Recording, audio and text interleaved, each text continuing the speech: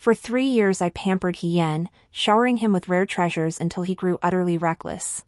Yet he never once revealed his beastly ears to me. For ninth sister alone was the master he recognized at first sight. To change masters, he set my bedchamber ablaze. As death approached, I saw him frantically rush into ninth sister's residence, begging for her mercy. When I opened my eyes again, it was the day foreign envoys arrived, bearing rare treasures and beastmen. Main text: envoys from the Eastern Realm entered the capital, presenting 2 beastmen as tribute. One named Hien possessed a strikingly alluring beauty. His true form was a fox with stunning crimson fur. The other, Shenhuaian, had an ethereal, otherworldly appearance. His true form was a serpent, entirely emerald green. The envoys sang their praises to the skies. They claimed these 2 beasts possessed spirit. Once they recognized their master through a blood ritual, they would serve loyally for life. Father Emperor doted on me and ninth sister. Seeing these as rare curiosities, he let us each choose one to keep as pets. Ninth sister chose first. She picked Shenhuaian, clad in azure robes. Just as in my past life, seeing me silent for a long while, Hien knelt with a thud, pleading, "Third prince, the moment I laid eyes on you today, I knew you were mine. What fault do I have? Why did your highness delay choosing me?" I remained motionless. For I knew he had chosen my ninth sister, Song Jingyao. Not me, Song Jinyan. If I took him back today, he would find ways to kill me in the future. Before entering the palace, his heart's blood had been drained. Within 2 hours, if he did not form a bond with his master's blood, he would die. Once the bond was formed, it could never be broken unless the original master died. In my previous life, I believed Hien's words and was deeply captivated by his strikingly beautiful face. Knowing he was free-spirited and fond of splendid things, I gathered jewels and brocades for him everywhere, allowing him to disregard palace rules and indulging him to the point of lawlessness. Yet in the 3 years he stayed at my residence, he never once showed me his beast form. Because he said, "The beast form is fragile, it cannot be revealed lightly. Your Highness, I like you. If you marry me, I'll transform for you every single day." I believed his words. I thought, since I must marry someone anyway, I might as well marry someone handsome, at least it would be pleasing to the eye. So, disregarding the rumors, I petitioned my father, the emperor. But I never received his consent. Instead, I waited for him to drug my wine. While I was unconscious, he set my princess mansion ablaze. As death approached, my consciousness began to drift. I saw him, his princess's mansion in flames, rushing into ninth sister's residence. Just as he had once knelt before me, he begged her, "Your Highness, third prince is gone. Without a new master, I shall die. I don't want to die. Please save me, Your Highness." Save him? How could that be? I curved my lips, sinking casually into the soft chair. I glanced at Hien on the floor, his eyes brimming with hope. In his stunned, bewildered gaze, I slowly lifted my head, looking toward Shenhuaian behind ninth sister, a figure of icy, otherworldly beauty whose ears flushed crimson the moment our eyes met. "Ninth sister, let's swap. My palace is warm, I don't need another fox fur coat. Though I must say, yours is quite nice. Very well behaved." Hien wants to claim ninth sister as his master? Of course I'll grant his wish. After all, only I know how ruthless my outwardly gentle ninth sister truly is. How much she relishes tormenting others. The sweeter her smile, the deadlier her hand. To her, Shenhuaian and Hien are no different. Since I brought it up, she naturally agreed. She even teased playfully, "This is the first time I've seen third sister actively vie for something." I merely smiled without reply. I beckoned to Shenhuaian, who stood behind her, his expression startled yet tinged with hidden delight. "Come." The youth hesitated only a moment before stepping toward me. After bowing respectfully, he stood quietly to one side. Just as in my previous life, the envoy from Dongyu swiftly collected the fingertip blood from both me and ninth sister. The contract sealed, I lingered no longer. After bidding His Majesty farewell, I departed the palace banquet with Shenhuaian. Yet before we could exit the palace gates, ninth sister and Hien intercepted us. Hien blocked my path. He glanced at me, then at Shen Huayan behind me. His gaze was complex, part puzzlement, part reluctance. My ninth sister, relishing the drama, covered her mouth with a mischievous smile. Oh my, it seems our little fox has something to discuss with her sister. Come here, little one. Let them talk. She beckoned Shen Huayan. But Shen Huayan remained unmoved. Resigned, ninth sister waved her hand with a smile. Never mind. You two talk first. But hurry up.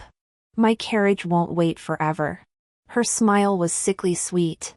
Only after she and her maidservant had walked far away did Hien lower his gaze, clenching his fists. Third princess. Why didn't you choose me? The question was laughable. I couldn't help but laugh out loud. What are you, some kind of nobody? How dare you question this princess? He seemed utterly unprepared for my response.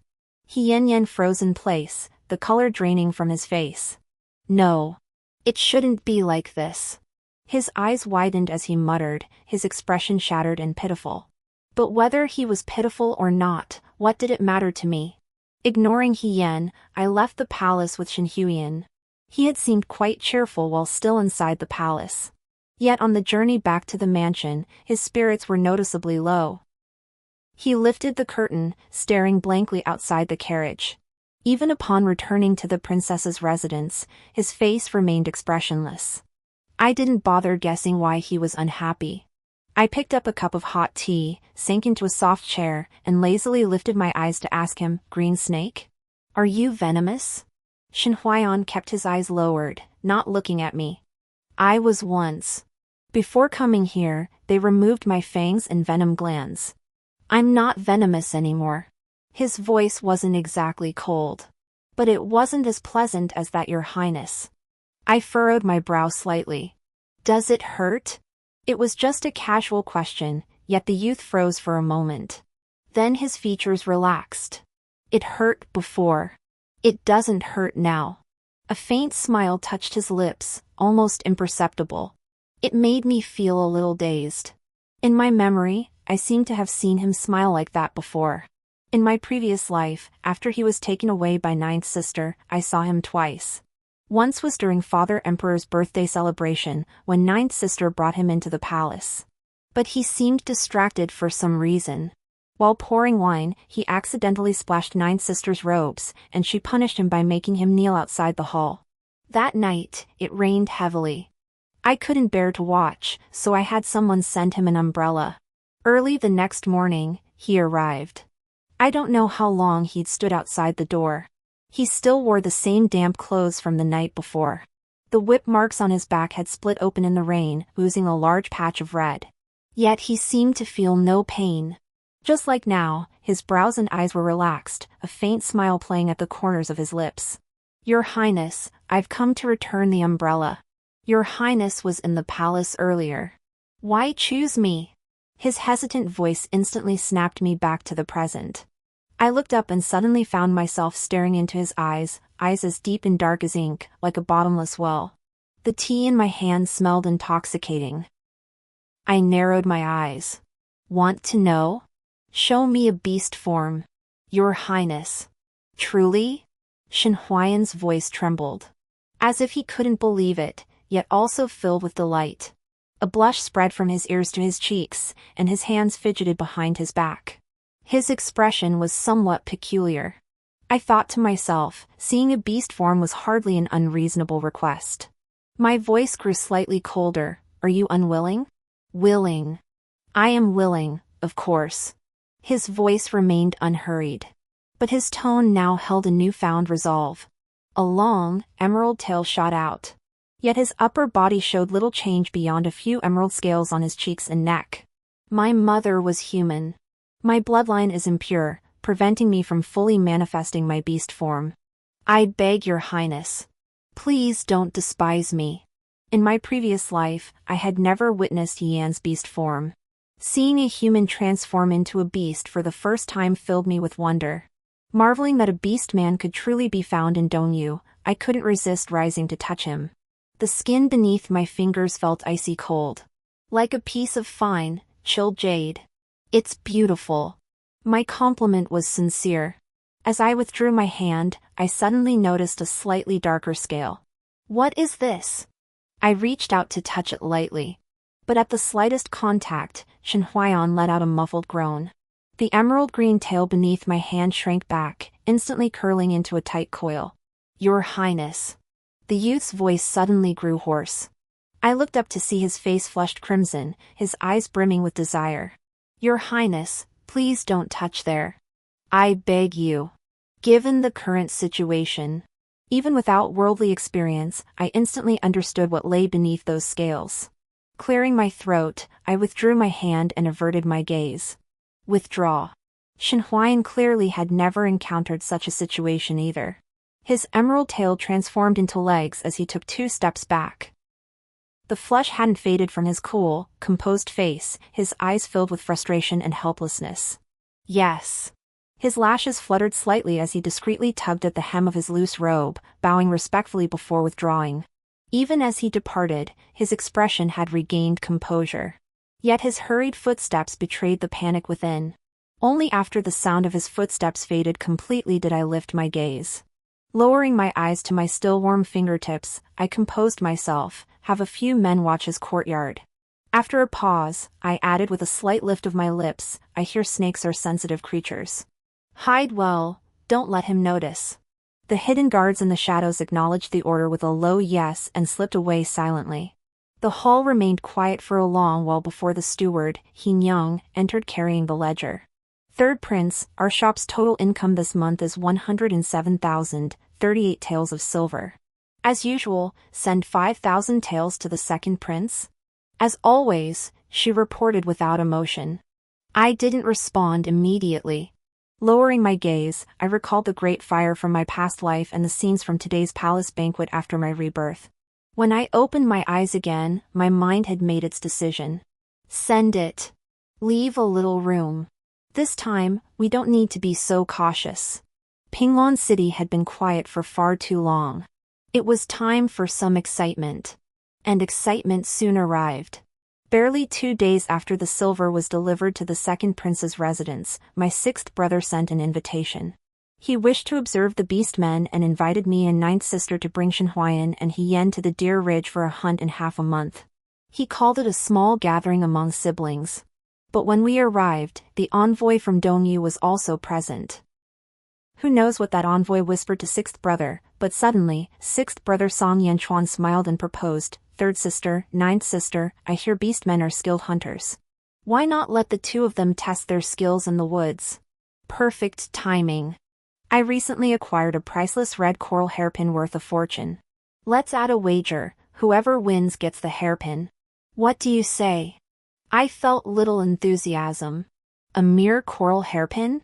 My household has countless such trinkets. Why all the fuss? Yet his suggestion seemed perfectly suited to Hien's desires.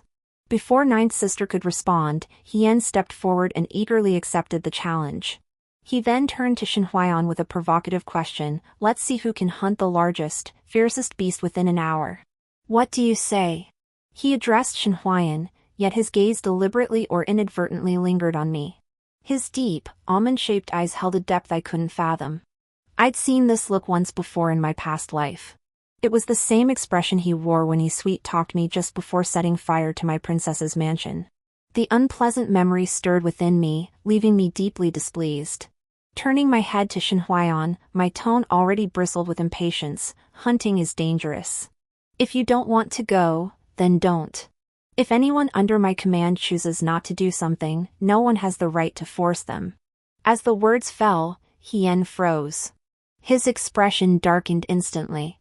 He glared at Shen Huaiyan through clenched teeth, his eyes blazing with fury. I hear your serpent clan is weak and cowardly, living in dark, murky ditches. Are you afraid? Afraid to face me in combat?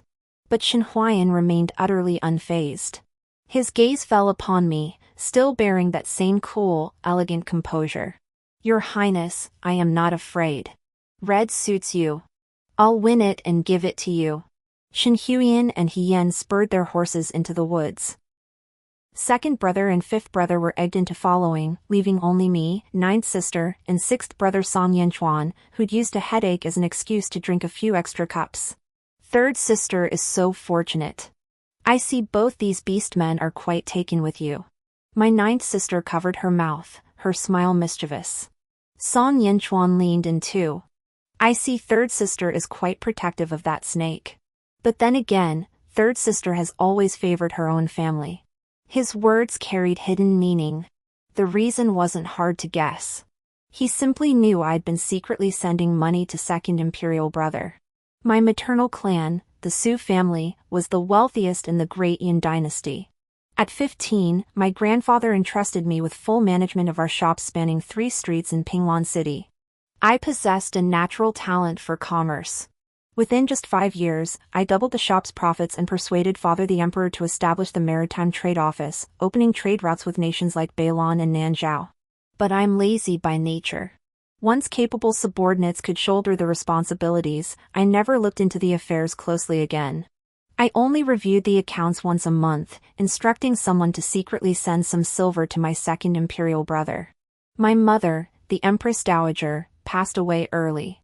The palace folk looked down on my maternal family for being merchants, so my childhood in the palace wasn't particularly pleasant. My second brother and consort Yu, both kind-hearted, sheltered me for a time. Thus, I willingly send them silver each month to ease their financial burdens. In my past life, Song Yinchuan also hosted a lively polo tournament, much like today's event. It was just 2 months before the Great Fire engulfed my princess's mansion. Back then, his words were equally laden with hidden meaning. He even leaned close to my ear, just as he does now, to quietly ask for money. Third sister, having managed those shops for so many years, you must have sent quite a bit of silver to second brother, right? With the same blood ties, you can't show favoritism, can you? What do you say, ninth sister?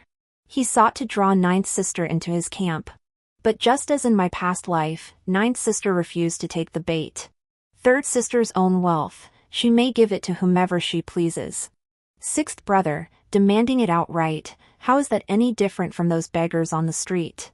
You are a prince, after all, show some dignity. At the word beggars, she even covered her mouth and nose with her handkerchief. Her look of disgust was unmistakable. Though rebuffed, Song Yinchuan showed no anger, merely smiling warmly at me. What do you think, third sister? This scene, mirroring the past life, sent a chill through my heart. Glancing at the seemingly gentle smile playing at his lips, I averted my gaze, leaning lazily against the table and lifting my wine cup. After downing it in one gulp, my gaze followed He Yan and the others as they departed. Only then did I slowly curve my lips. Sixth brother, haven't you always looked down on me merchants for our stink of copper coins? Ninth sister speaks well. Keep some dignity for yourself. In my past life, He Yan was indeed the one who killed me. A cup of wine laced with a sleeping potion left me unable to move. Then he set fire to my bedchamber. I saw He Yan set the fire with my own eyes. I saw him flee into ninth sister's residence. But he was a beastman sent from the eastern frontier. In Great Yun, he was little more than a slave. A slave, even if he truly desired ninth sister, desired her enough to kill me for a new master, would never have dared act without orders. Otherwise, he wouldn't have remained obediently in my residence for 3 years. He was indeed acting under orders. As my consciousness faded in that blaze, I saw him rush into ninth sister's residence. I saw him willingly reveal his beast ears and tail, confessing his feelings, kneeling to beg ninth sister to renew their contract. But ninth sister heard I was dead. Without a single question, she thrust a sword through his heart, her eyes red with fury. Traitor! You bound yourself to third sister, you swore to protect her with your life. How dare you flee alone? Third sister is gone, you deserve to die too. She ordered men to bind He Yan, then personally sliced his flesh piece by piece. Under the slow torture of Ling Qi, He Yan finally confessed. It was the sixth prince. The sixth prince wanted third prince dead to seize the Maritime Trade Office. But he dared not act himself, so he had Dongyu deliver a message to me, blackmailing me with my parents' lives, promising my freedom from Daiyun after the deed. But I didn't want to leave, ninth prince.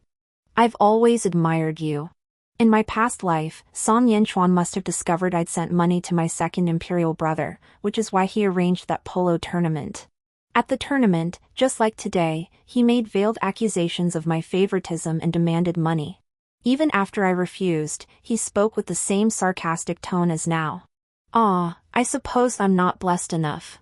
Then he slunk away awkwardly. This time, I merely had word spread. He couldn't wait to organize this hunt. I imagine after I refuse him, he'll likely approach Shen Huayan. Only this time, his wishes won't be granted. Watching Song Yanchuan converse with the envoy from Dongyu, I narrowed my eyes slightly and asked Jiumei with a soft laugh, "Jiumei, do you want money?" "Sister will give it to you." Jiumei seemed surprised but shook her head with a smile, refusing. "What would I need money for?" "You keep it. I've no use for that sort of thing." I'd anticipated her response, so it held no surprise. Still, I covered my mouth with a handkerchief and leaned close to her ear. "Didn't you want to be empress? What about the 30,000 private troops you maintain in Chuanai City? Don't they require funding?" The secret she concealed for years was suddenly laid bare by my words. Jiu Mei's expression turned stark with shock. But in an instant, she regained her composure, gazing at me with a mix of surprise and suspicion. Her voice dropped. "Third sister, this joke isn't funny." I merely smiled, neither confirming nor denying. "No rush. Take your time to consider. If you need anything, come find me. Whatever you desire, this elder sister will help you." Father Emperor had few children. The princes and princesses he sired either died young or succumbed to illness.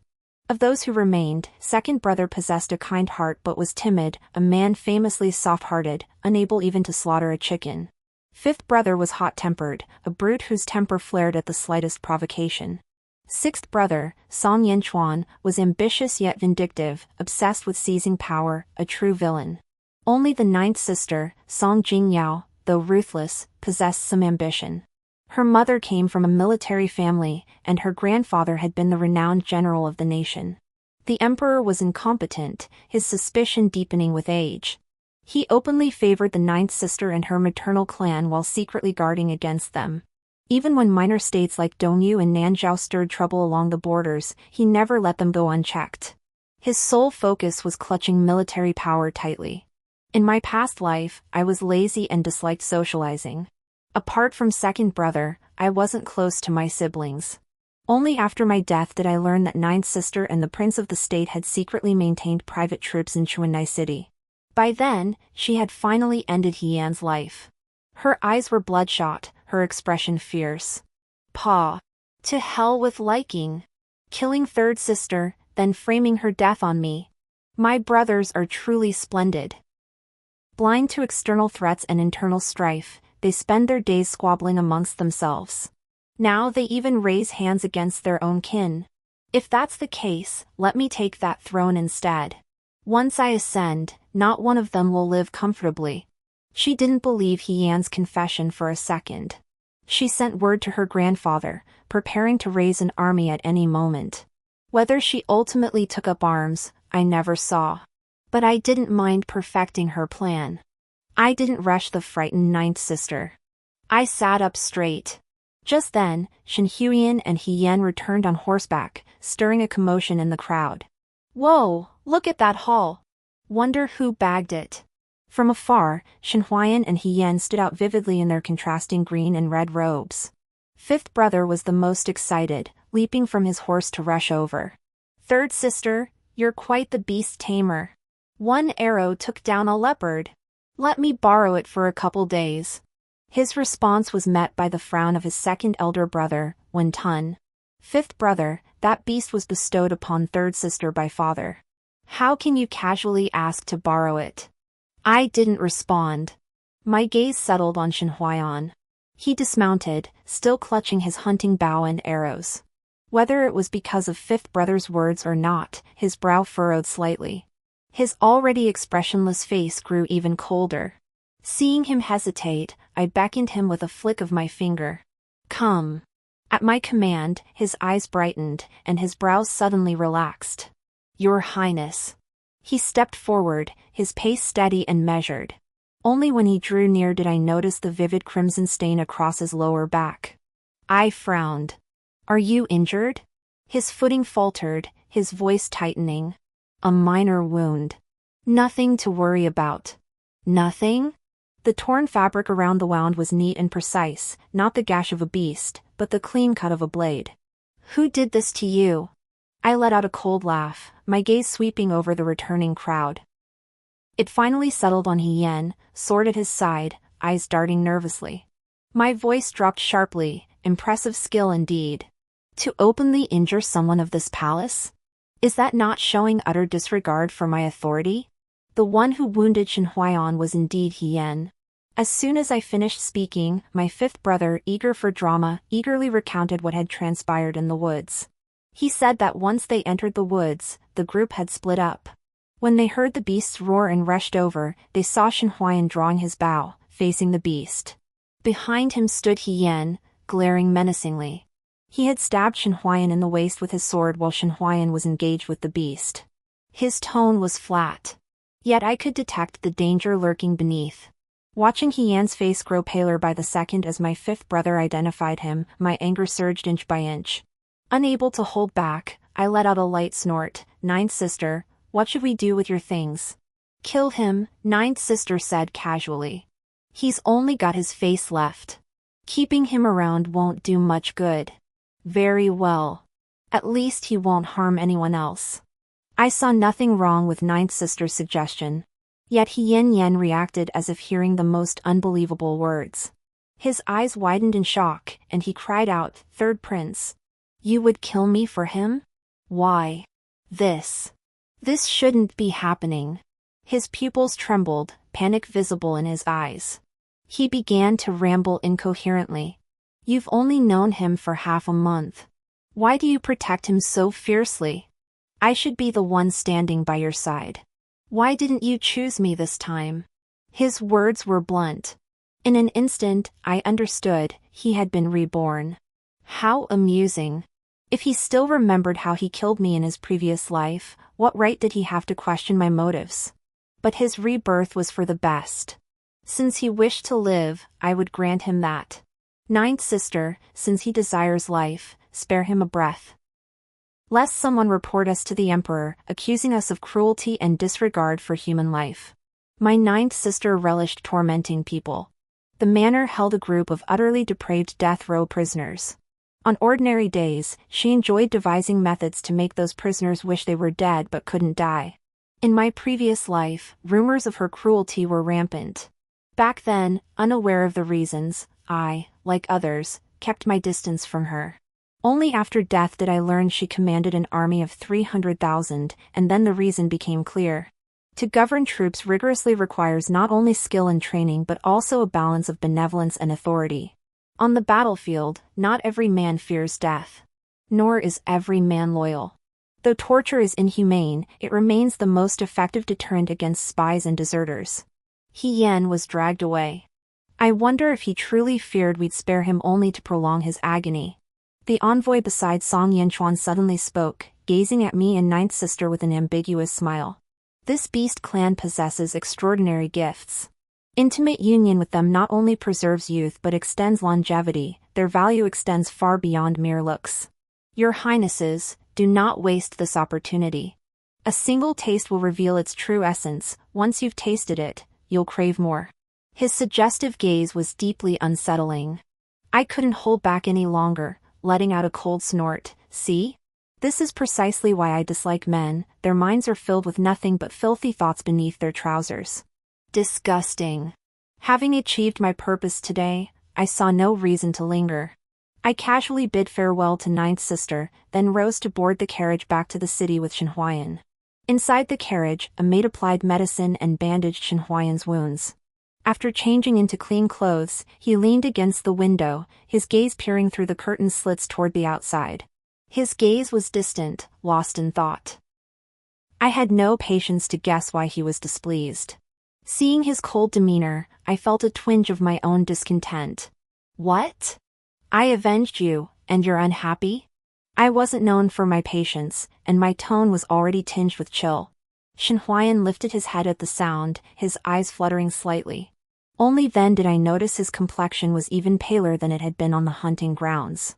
He seemed to want to say something, his thin lips parting slightly, yet he hesitated. His gaze fixed intently on my face, as if desperately seeking confirmation in my expression.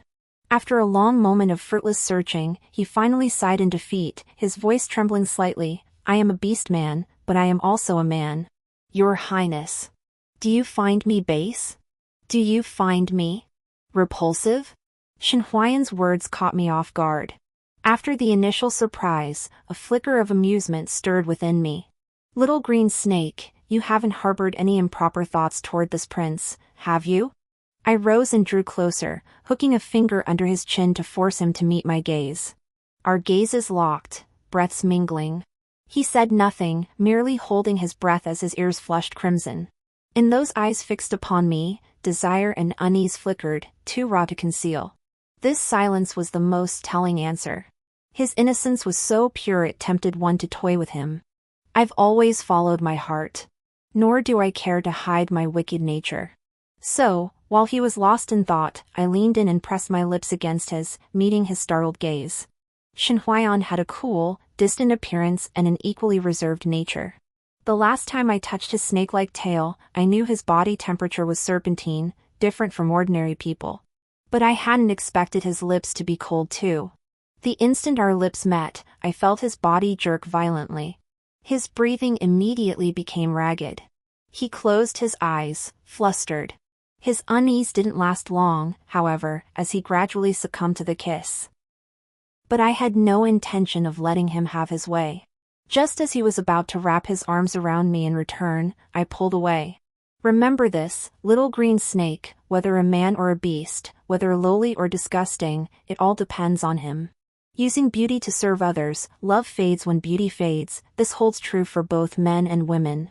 If you place yourself solely in the role of a dual cultivation partner for eternal youth, as that envoy claimed, I can discard you anytime, just as I did now. Perhaps my words were too blunt. Shen Huayan, still caught in the throes of desire, paled instantly. Seeing his nearly shattered expression, I felt a pang of reluctance. I couldn't help but sigh softly and sit back down, casually pinching a piece of candied fruit and popping it into my mouth. Shen Huayan. I called his name. As he lifted his gaze toward me, leaning back into the cushions, I spoke slowly. My younger sister and I were not favored by our father in our youth. Merchant ranks last among the 4 occupations: scholars, farmers, artisans, merchants. Our maternal clan traded, and both my sister and I are women. But so what? I held the lifeline of the Maritime Trade Office. The taxes I collected each year could sustain 100,000 elite soldiers of the Great Yun. A woman? A merchant? Once I rose high enough, who cared what my status was? Even father had no choice but to favor me. I paused, choosing my words carefully. True, you possess a pleasing appearance and a docile nature, I rather like you. But this fondness is no different from my affection for the cats, dogs, flowers, and birds in my household. If you wish me to regard you more highly, you must demonstrate the worth of such regard. At the very least, you must not stand too low beneath me. Shen Huayan wasn't stupid, he understood instantly. I see.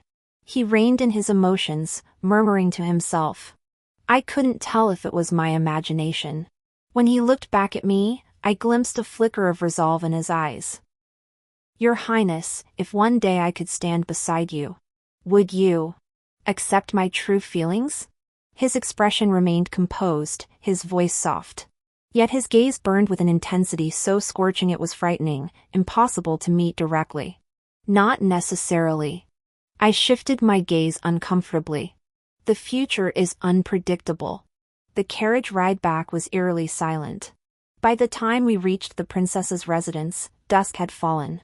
After entering the compound, I was occupied discussing urgent matters with Yin Yang and did not summon Shen Huayan to dine as usual. Yet late that night, upon returning to my chambers, I found a crimson coral hairpin resting quietly atop my dressing box.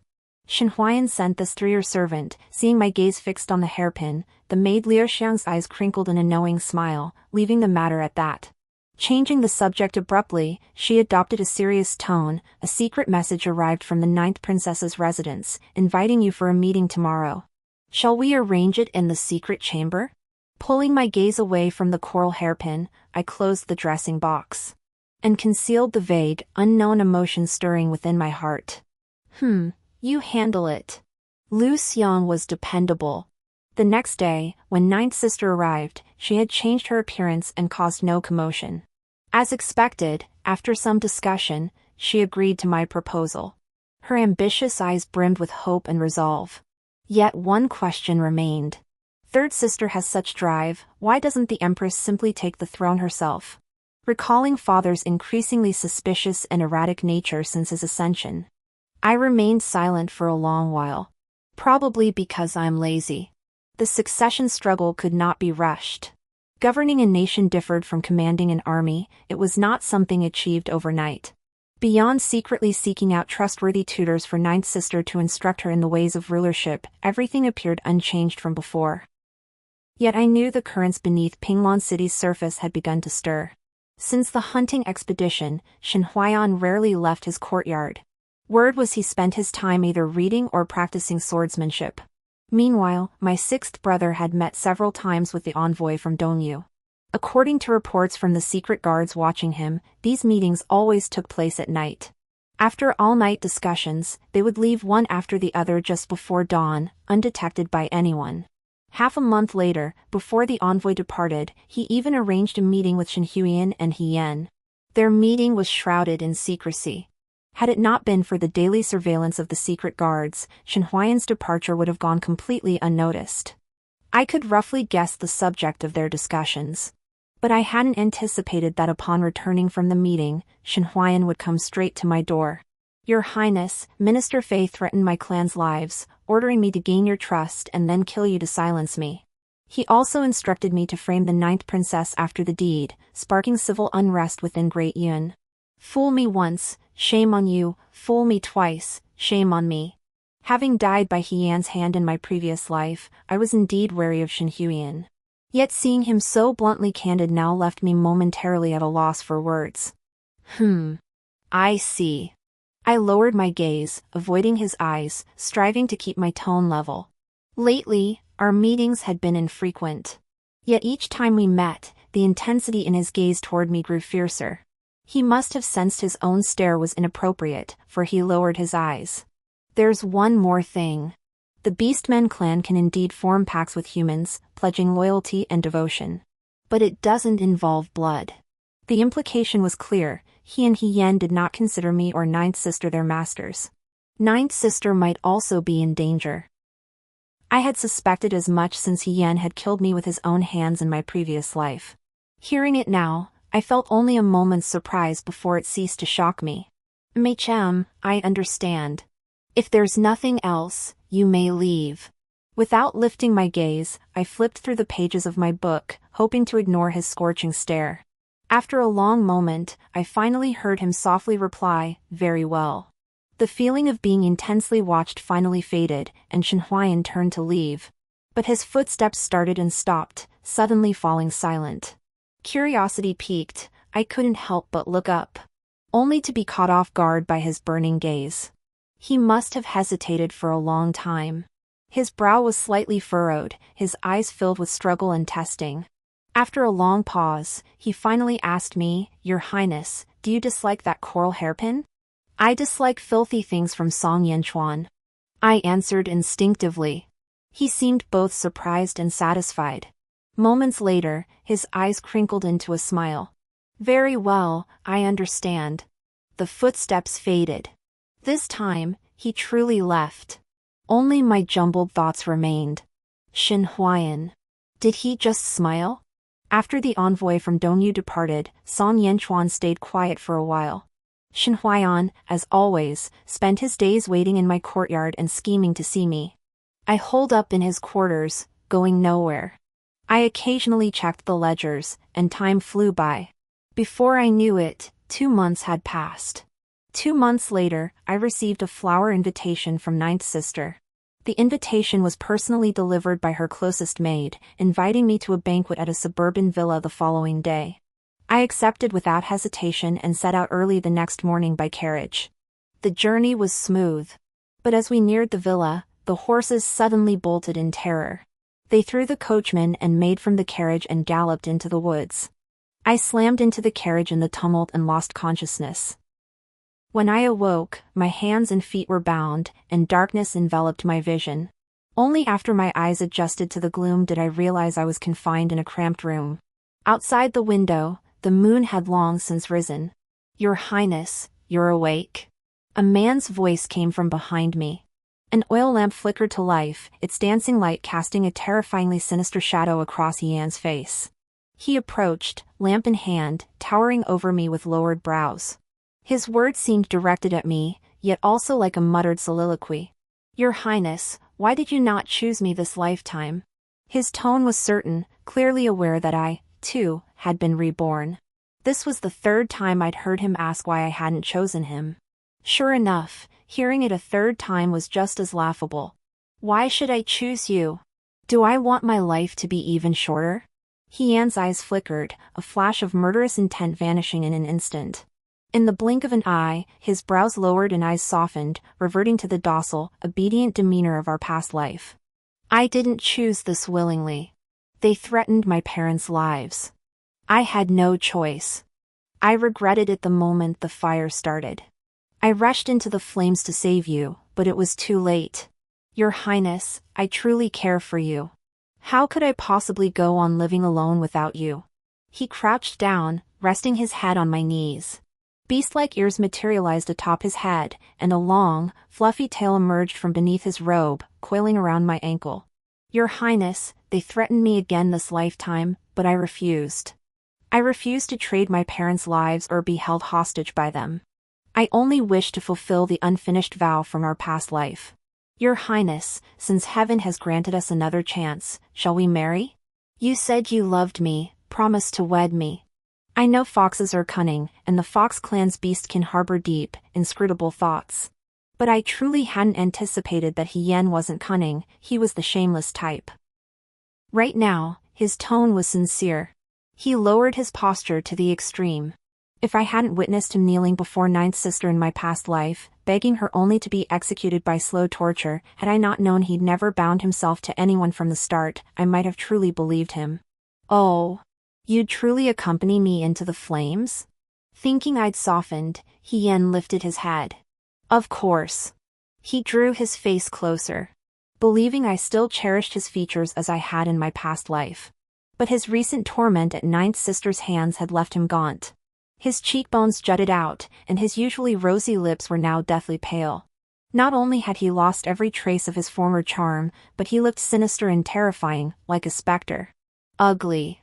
Clearly, he had no self-awareness about his appearance today.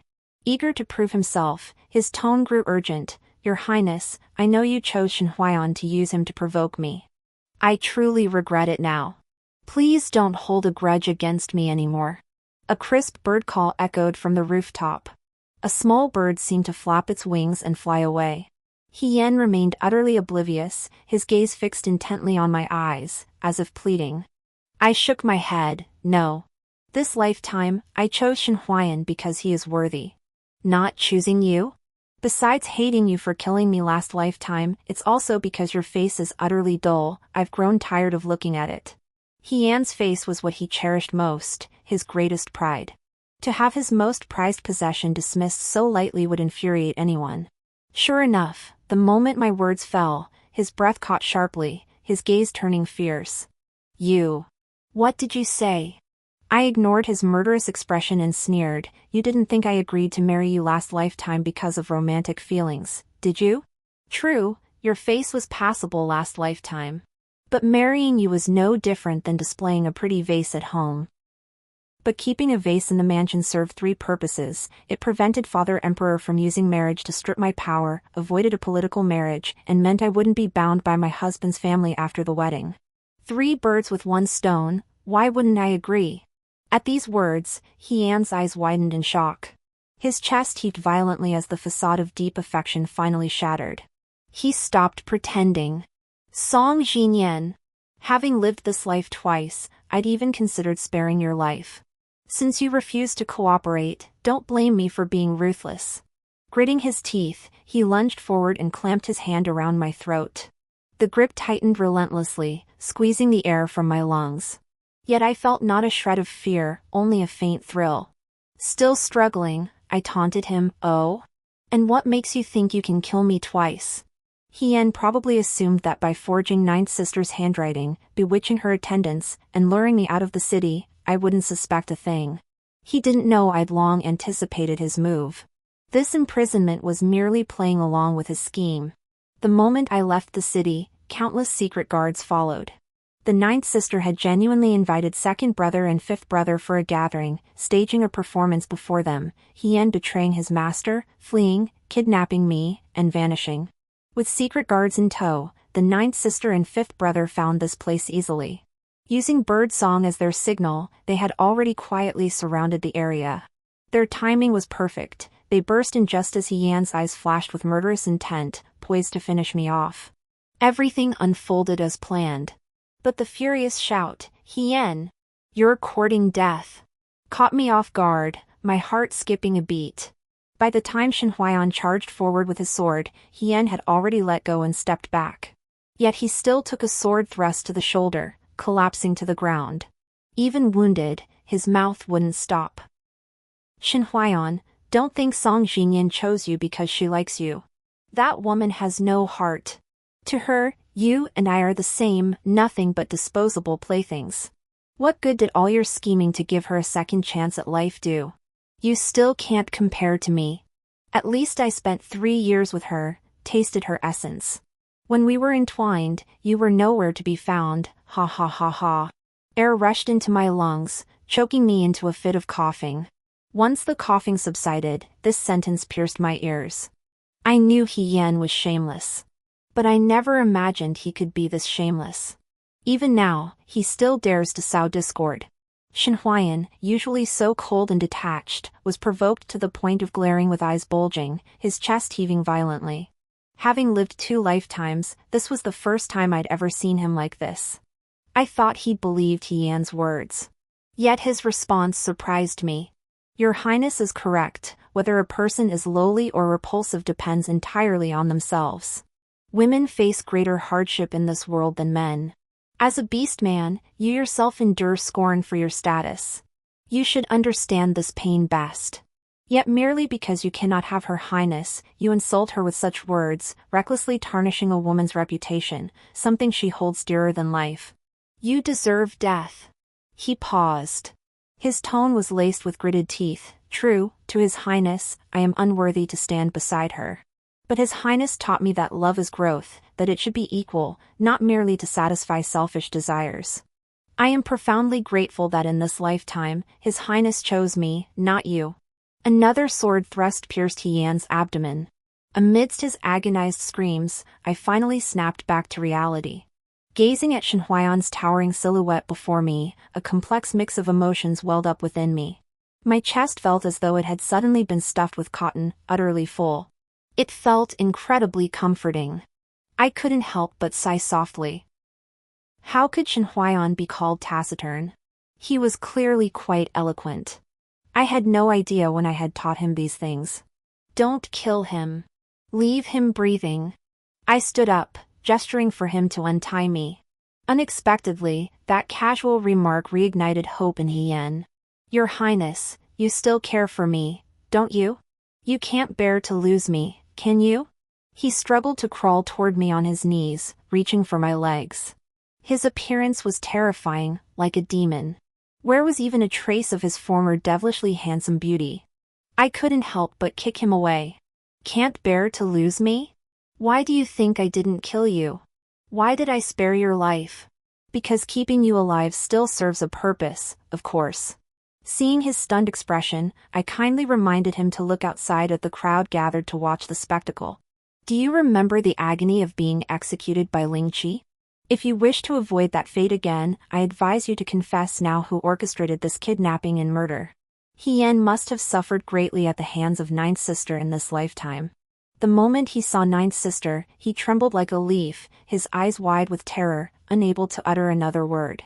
With Ninth Sister present, I felt confident leaving the final arrangements to her. Promising second brother and fifth brother each 100,000 taels of silver finally quelled their curiosity about the rebirth. Without lingering further, I boarded the carriage back to the city with Shen Huayan. I had a mountain of questions for Shen Huayan. How did he know where I was today? Why did he say those things? And what did He Yan mean when he said Shen Huayan had spared no effort to bring me back to life? But today, for some reason, my heart raced wildly. Even after returning to the mansion, I couldn't bring myself to ask. He beat me to it. Your Highness, after much thought, I still wish to return to Dongyu. His words came abruptly, his voice weary. Gone was the righteous conviction he displayed when confronting He Yan. Why? I heard my own voice tighten slightly.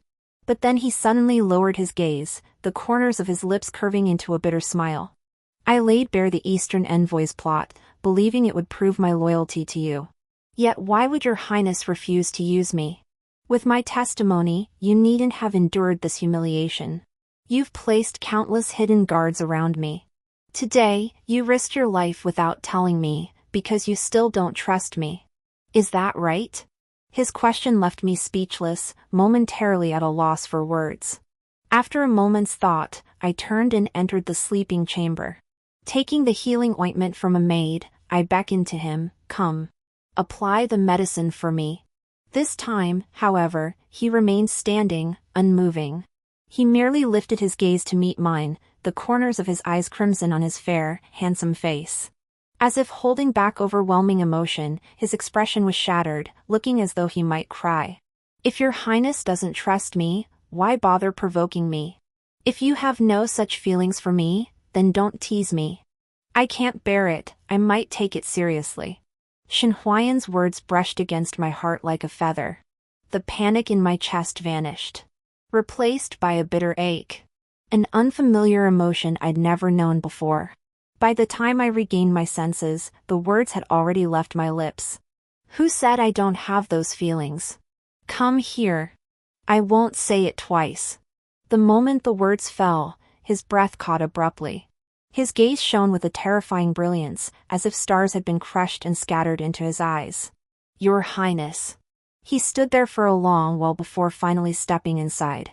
So cautiously, as if afraid of shattering some beautiful dream. I placed the porcelain jar into his hands. It's not that I don't trust you. It's just that this play must be performed for others. We have no choice. And you cannot be the one on stage, because I cannot bear to see you die. The chill on my throat, swollen from his grip, was indistinguishable, whether from the ointment or his touch. Only when he stepped back without a word did I pick a piece of dried fruit from the candied box on the table and place it in his mouth. As the fruit touched his tongue, I lifted my head and pressed a light kiss to his lips. A fleeting touch. Sweet? Sweet. Remember this sweetness. Beyond Pinglan City, beyond my estate, you'll never taste such sweetness again. I paused. Though I still didn't fully understand the inexplicable emotion stirring within me. But somehow, certain words didn't feel so hard to say after all. If you wish to leave, go. I won't stop you. But remember to return. After all, you know I never. I wanted to say, I never wait for anyone. But as if anticipating my words, he leaned down before I could finish, silencing me with his own. His kiss was urgent, like a sudden storm, as if he intended to tear me apart. Only after a long while did he pull away. Your Highness, you were the one who provoked me. You can't regret this. He panted softly, his tone conciliatory and cautious. Yet the aggression in his eyes was impossible to ignore. Under his lowered gaze, I felt like prey caught in a predator's stare, my chest tightening in waves. And an unbearable itch in my heart.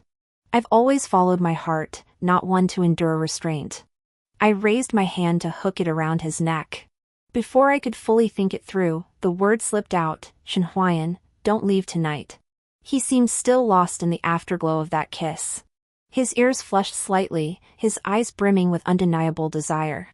The moment my words fell, the air seemed to freeze for an instant.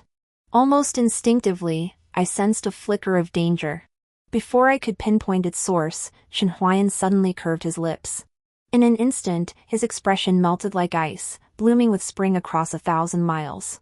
Very well, Your Highness. I won't leave. As I was pushed onto the bed, only one thought remained in my mind. When exactly did I get the mistaken impression that Shen Huayan was innocent? The thought arose for a moment before I personally crushed it. Never mind. After all, I was the one who provoked him. That night, the crimson candles in my chamber burned all night long. In the midst of passion, Shen Huayan seemed to pull a hairpin from his bosom and fasten it into my bun. But I never got a chance to see what kind of hairpin it was.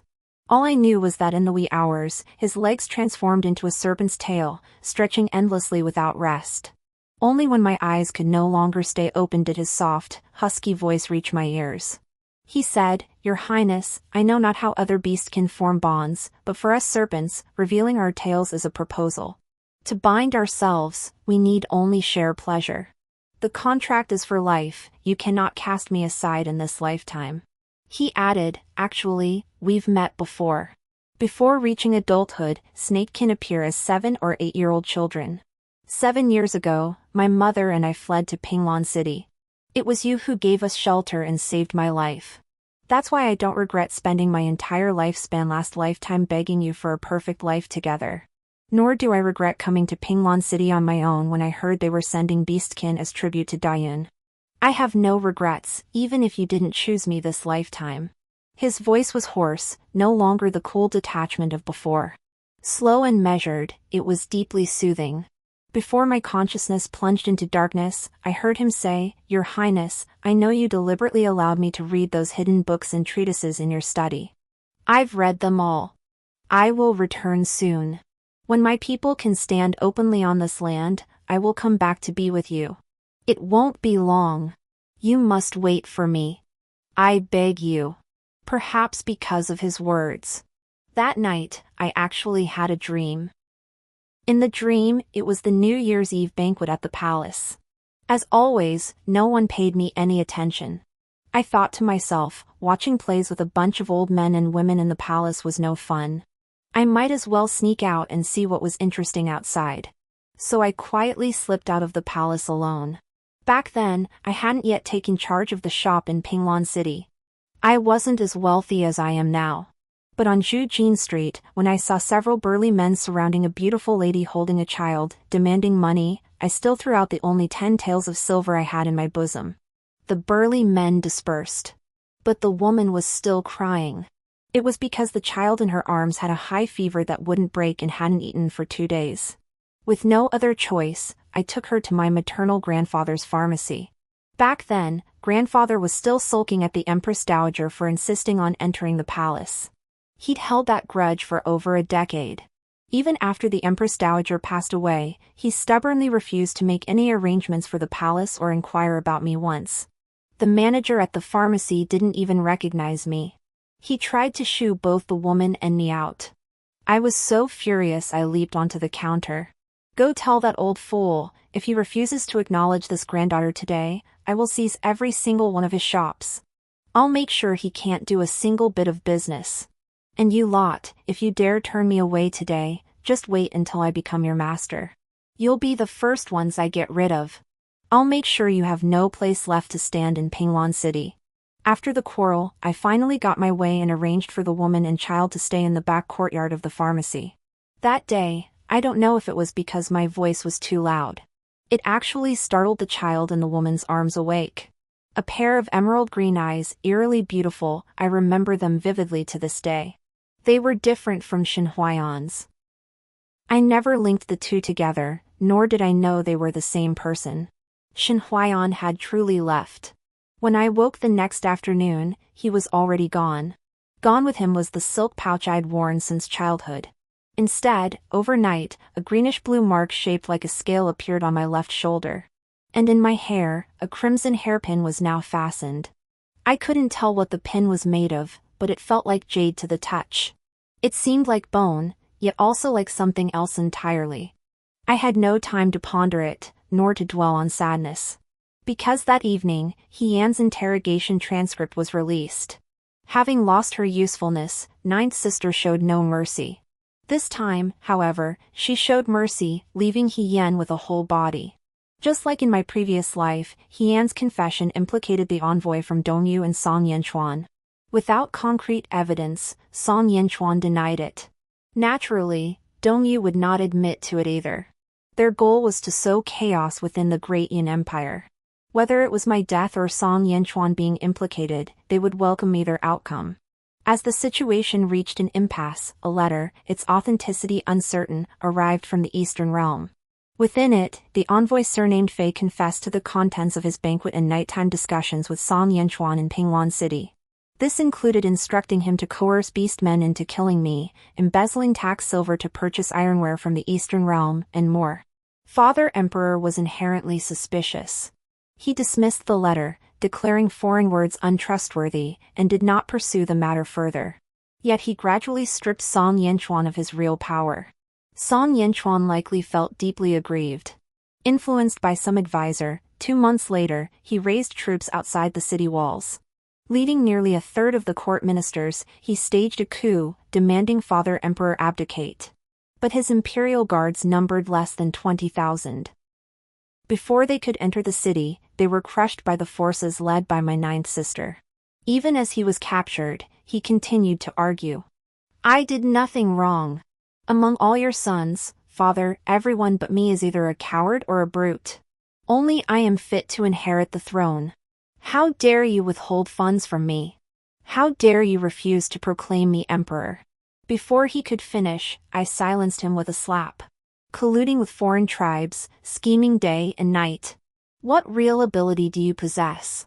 Do you think the Eastern region helped you kill me only to change their minds? It's because they want to watch Great Cloud tear itself apart, reaping the benefits of the chaos. Their plans are written all over your face, yet you still think they're sincere? Fool!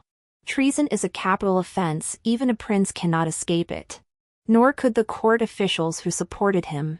Some were imprisoned, others were beheaded.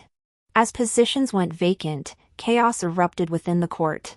Within a month, Dongyu, like a dog smelling blood, repeatedly invaded the Shaoyang Pass border. Dongyu had long plotted this, deliberately raising its army. The 9th princess had also prepared to meet the enemy. But before the war even began, Dongyu itself fell into chaos. Word had it that Dongyu hadn't known peace for nearly a year. Peasant uprisings flared up frequently. At first, these rebel forces were scattered and small, so the ruler of Dongyu paid them little mind. But later, these groups grew larger and larger. Finally, seizing the moment when the court's attention was focused on Shaoyang Pass, they united into a single force, staged a coup, and seized the capital in one decisive move. The Eastern Realm changed hands overnight. The new emperor ascended the throne and swiftly dispatched envoys bearing a peace proposal. Only then did word begin to spread that this new ruler of the Eastern Realm was a serpent-kin beastman. I heard this news while reconciling accounts at the 9th sister's residence. After Song Yinchuan fell from grace, Father Emperor intended to elevate 2nd brother and 5th brother. Yet after some struggle, he discovered one had no desire for the throne, content to be a leisurely prince. The other was hopeless, his volatile temper caused constant trouble wherever he went, a veritable troublemaker. Ultimately, compromise was inevitable, and the 9th sister, already showing promise, was drawn into state affairs. Compared to last year, she'd grown considerably more composed. Yet whenever gossip involving me surfaced, she still relished teasing. A serpent beastman, huh? I recall 3rd sister's beastman was a little green snake, right? Her face twisted in mockery, but I refused to engage. I tossed the ledger into her lap. You were the one petitioning to build a school, not asking for money. Do you still want it? Hearing this, she finally straightened up. Of course I do. Let's quickly reconcile the accounts and allocate the silver to the Ministry of Works. The school absolutely must be built before the new year. Peace at last. I breathed a silent sigh of relief. Just as I was scheming how to find an excuse to slack off and hand the ledger to Sister He, I suddenly spotted Lu Xiang rushing over. Your Highness, someone's here from the mansion. She was out of breath but wouldn't say who it was. Only that it was an important guest and I should hurry back. After bustling about all day, I finally had a chance to rest. I couldn't have asked for more. I hurriedly bid farewell to 9th sister. I thought she was just being thoughtful, sensing my fatigue and coming to my rescue. I praised her all the way. But upon returning to the manor, I truly saw a tall, green-robed man standing in the courtyard. Hearing the movement, he turned. Beneath his cool, distant gaze, a hint of joy was impossible to hide. "Your Highness." I remained motionless, my expression impassive. "Oh, the new Emperor of Dongyu? Aren't you afraid I'll shout the new Emperor of Dongyu is here? And have you arrested?" Then I could seize Dongyu without lifting a finger. At these words, Shen Huayan's eyes flickered slightly as he averted his gaze. After a long moment, he hesitantly stepped forward. "Your Highness, I am not the new emperor. I am merely a lowly envoy. My learning remains insufficient. I may charge into battle, but I cannot govern a nation. Besides, I promised I would return as soon as possible." Shen Huiyan casually recounted the events of the past year, making no mention of the dangers he had faced. Only then did I notice his frame had grown more robust than before, his complexion darker. A faint scar now graced his brow. His face, once ethereal and distant, now held a touch more humanity, and a touch more sharpness. He had changed considerably. Yet somehow, he remained the same. The gaze he cast my way was still intensely passionate, making my heart race and forcing me to avert my eyes. "Since you are an envoy, please sit and talk." I withdrew my gaze and sat down, casually tossing a candied fruit into my mouth. "What brings the envoy here today?" Shen Huayan's gaze settled on my lips. His eyes clearly contemplated devouring me whole. Yet his expression was solemn, with an unprecedented reverence. "I seek your Highness's consent to marriage. I now hold the position of Chief Minister in the Eastern Realm. I possess a residence and a regular stipend. After marriage, both the residence and the stipend will be handed over to you. The Eastern Realm's new dynasty is newly established, its foundations still unstable. I require 3 years. 3 years, I do not ask your Highness to endure hardship by accompanying me to the Eastern Realm. I can travel back and forth. I shall resign my post after 3 years. Wherever you are then, I shall be there. Does your Highness consent?" By the last sentence, his voice had begun to tremble softly. His gaze clung to my lips, as if terrified I might refuse. My chest felt tight and aching, tinged with a faint sweetness. I didn't answer immediately, suppressing my wildly beating heart. Finally, unable to tease him any longer, I beckoned him over. A smile curved my lips. "Come here. Give me a kiss, and I'll agree. The story ends here. Thank you all for your company. See you in the next chapter."